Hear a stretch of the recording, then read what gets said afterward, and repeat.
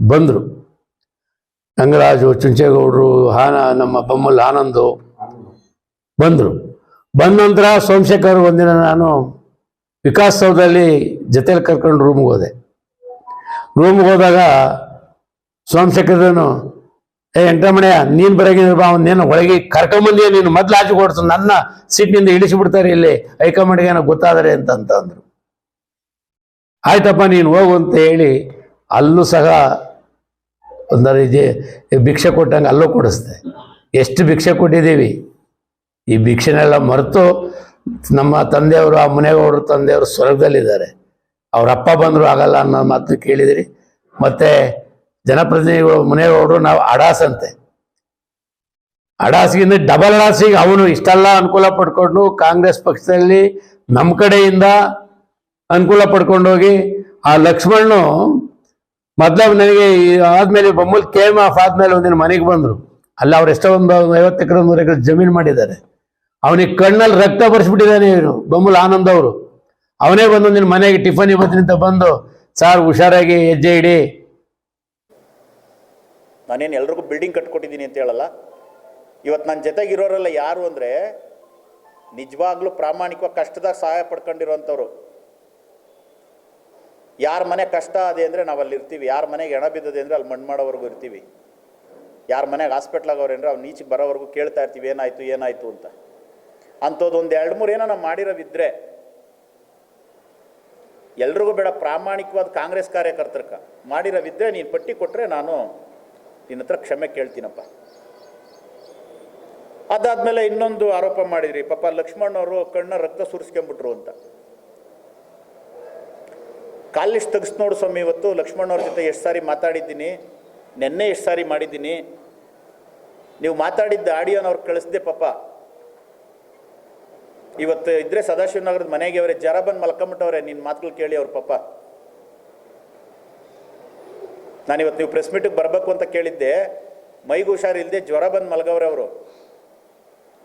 7 ವರ್ಷ ಆಗಿದೆ ನಾನು ಆ ಪ್ರಾಜೆಕ್ಟ್ ಮುಗಿಸಿ ಈಚೆ ಬಂದು ಆ ಪ್ರಾಜೆಕ್ಟನ್ನು ಆನಂದ್ ಅಣ್ಣನ ಹ್ಯಾಂಡ್ ಓವರ್ ಮಾಡಿ,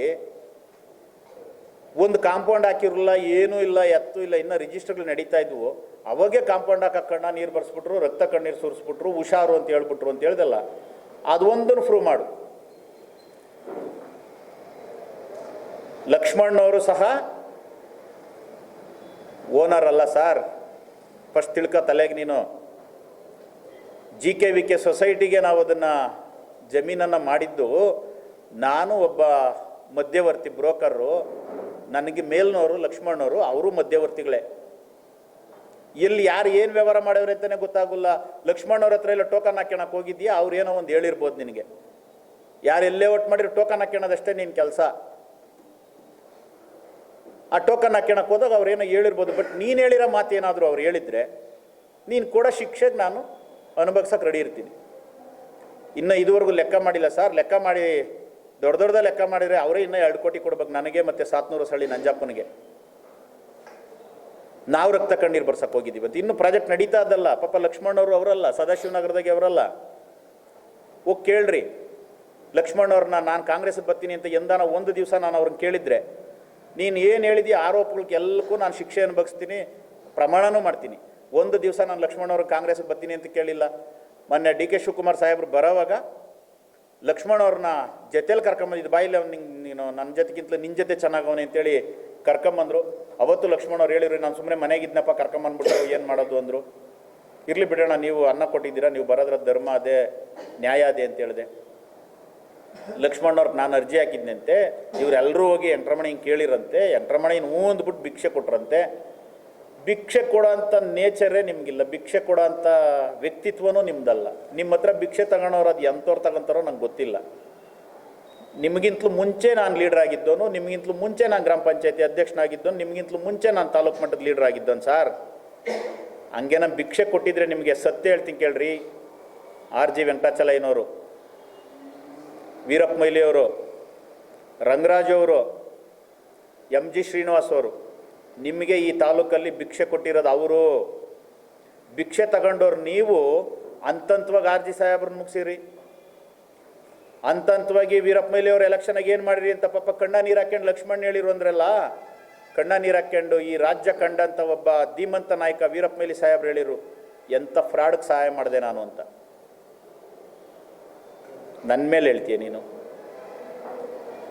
ವೀರಪ್ಪ ಮೊಯ್ಲಿ ಸಾಹೇಬರು, ನಾನು ರಂಗರಾಜಣ್ಣು ಎಲ್ಲ MG ಶ್ರೀನಿವಾಸರು ಹೋದಾಗ ಹೇಳಿರು, ಇದನ್ನ ಚುನಾವಣೆಗೆ ಹೆಂಗೆ ಪಟ್ಟಿ ಬರೆದಿದ್ದ ಅಂತ, ಊಟ ಹಾಕಿದ್ನೆಲ್ಲ ಪಟ್ಟಿ ಬರ್ಕೊಂಬಂದಿದ್ದ ಅಂತ.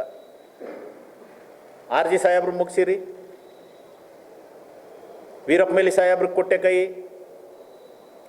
ರಂಗರಾಜಣ್ಣಂಗೆ ಏನೇನು ಮಾಡಿದೆ ಅಂತ ಅವ್ರಿನ್ನೂ ಅವರಲ್ಲ, ಜೊತೆಗೆ ಅವರಲ್ಲ. MG ಶ್ರೀನಿವಾಸ್ ಅವ್ರಿಗೆ ಏನು ಮಾಡಿದೆ ಅಂತ ಗೊತ್ತಲ್ಲ. ಎಲ್ರಿಗೂ ಭಿಕ್ಷೆ ಕೊಟ್ಟವ್ರಿಗೆ ಮೋಸ ಮಾಡಿದ್ ನೀನು. ಅವರು ನಿಂಗೆ ಭಿಕ್ಷೆ ಕೊಟ್ಟಿರೋದು, ನೀನೇನು ಯಾರಿಗೂ ಭಿಕ್ಷೆ ಕೊಟ್ಟಿಲ್ಲ. ತಿರ್ಗ ಮೇಲೆ ಪದೇ ಪದೇ ಒಡೆಯಂಥ ಹಾವು ನೀನಲ್ಲ, ಸತ್ತೋಗಿರೋ ಹಾವು. ಅದು ನೋಡಿದ್ರೆ ನಮಗೆ ಅವಮಾನ ಆಗ್ತದೆ. ಆದರೂ ಇದೊಂದು ಜನಗಳಿಗೆ ತಪ್ಪು ಸಂದೇಶ ಹೋಗ್ಬಾರ್ದು ಅಂತ ಇವತ್ತು ನಮ್ಮ ಮನಸ್ಸಾಗಿರೋದನ್ನೆಲ್ಲ ಸ್ಪಷ್ಟವಾಗಿ ಇವತ್ತು ಹೇಳ್ಬಿಡ್ಬೇಕಂತ ತೀರ್ಮಾನ ಮಾಡಿ ಕರೆದಿದ್ದೀನಿ.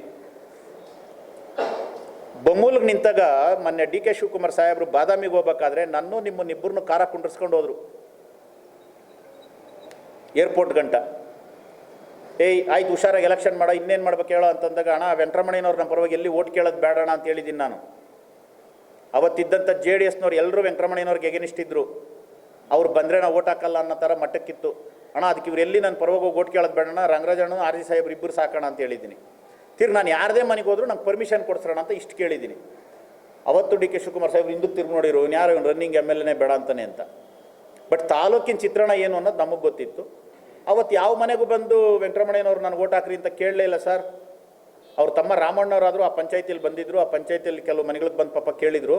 ವೆಂಕಟರಮಣಯ್ಯನವರು ಫೋನಲ್ಲಿ ಮಾತಾಡಿರ್ಬೋದು, ಫೋನಲ್ಲಿ ಓಟ್ ಕೇಳಿರ್ಬೋದು, ಇಲ್ಲ ಕೊಡೋರ ಹತ್ರ ಒಂದು ಸ್ವಲ್ಪ ಕಾಸಿಸ್ಕೊಂಬಂದು ಕೊಟ್ಟಿರ್ಬೋದು.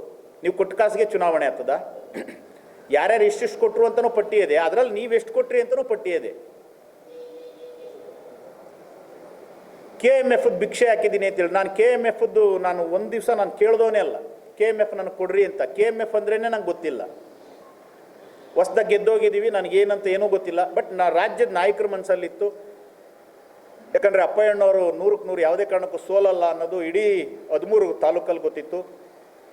ಅಂಥವ್ರ ಮೇಲೆ ಹೈಯೆಸ್ಟ್ ಓಟ್ ತಗೊಂಡಿರೋ ದಿವಸ ಏನೋ ಕರ್ಟಸಿಗೆ ನಮ್ಮ ರಂಗರಾಜಣ್ಣವರು ಅವರೆಲ್ಲ ಹೋಗಿ ಕೇಳಿರ್ಬೋದು ಯಾವುದನ್ನ ಒಂದು ಕೊಡ್ರಿ ಅಂತ. ಬಟ್ ನಾನು ಮಾತ್ರ ಯಾರನ್ನೂ ಕೇಳಿರಿಲ್ಲ. DK ಶಿವಕುಮಾರ್ ಸಾಹೇಬ್ರನ್ನಾಗಲಿ, ನಮ್ಮ ಸುರೇಶ್ ಅಣ್ಣನಾಗಲಿ, MLC ರವಣ್ಣನಾಗಲಿ, ಯಾರನ್ನೂ ನಂಗೆ KMF ಕೊಡ್ರೋಣ ಅಂತ ನಾನು ಅವ್ರೇನು ಪ್ರಮಾಣ ಮಾಡಿರ್ತೀನಿ ಅಂತ ಹೇಳೋರೆಲ್ಲ ಕಡೆಯಾಗಿ ಮಾಡ್ತೀನಿ. ಅದ್ರ ಮೇಲೆ ಆಣೆ ಮಾಡಿ ಹೇಳ್ತೀನಿ, ನಾನು ಕೇಳಿರಿಲ್ಲ. ನಮ್ಮ ರಂಗರಾಜಣ್ಣ ಚುಂಚೇಗೌಡರು ಅವ್ರೇನಾದರೂ ಕೇಳಿದ್ರೇನೋ ನನಗೆ ಗೊತ್ತಿಲ್ಲ. ಅನಿರೀಕ್ಷಿತವಾಗಿ ಆ ಬೊಮ್ಮೂಲ್ ಚುನಾವಣೆ ದಿವಸ, KMF ಚುನಾವಣೆ ದಿವಸ ಇದಕ್ಕಿದ್ದಂಗೆ ಮಂತ್ರಿಮಂಡಲ ಬಿಟ್ಟು DK ಶಿವಕುಮಾರ್ ಸಾಹೇಬ್ರು ಚೇಂಬರ್ಗೆ ಬಂದಾಗ ನಮಗೆ ಶಾಕ್ ಆಯಿತು. ಯಾಕಿದ್ದು ಇವರೇ ಬಂದ್ಬಿಟ್ರಲ್ಲ ಅಂತ.